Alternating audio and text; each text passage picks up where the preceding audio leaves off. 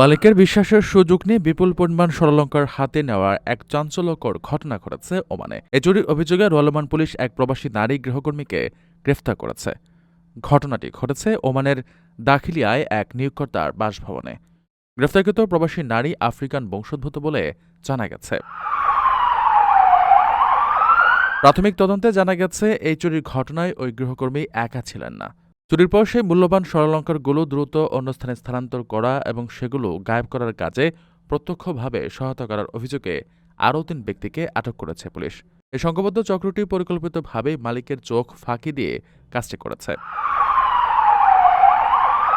চাঞ্চল্যকর এই গ্রেফতারের খবর রহমান পুলিশের পক্ষ থেকে নিশ্চিত করা হয়েছে। পুলিশ জানিয়েছে, চুরির মূল পরিকল্পনাকারী ওই আফ্রিকান গৃহকর্মী এবং তাকে সহায়তাকারী অপর ৩ সহযোগী সহ মোট ৪ জন সন্দেহভাজনের বিরুদ্ধেই কঠোর আইনগত ব্যবস্থা গ্রহণের প্রক্রিয়া চলমান রয়েছে। খুব দ্রুতই তাদের বিচারের আওতায় আনা হবে। প্রবাসীদের জন্য নির্মাণ হচ্ছে দেশের প্রথম স্মার্ট সিটি, যেখানে থাকছে স্কুল, মসজিদ, হাসপাতাল, সুইমিং পুল, হেলিপ্যাড, পাঠাগার, জিম, সুপারমার্কেট, শিশু পার্ক সহ সকল নাগরিক সুবিধা। মাত্র ৩০ লাখ টাকা বিনিয়োগে মিলছে আকর্ষণীয় ফ্ল্যাট। প্লাটিনাম ইনভেস্টরদের জন্য ঢাকা বিমানবন্দরে ভিআইপি প্রোটোকল সুবিধা। বিস্তারিত জানতে যোগাযোগ করুন স্ক্রিনে দেয়া হোয়াটসঅ্যাপ অথবা ইমো নাম্বারে।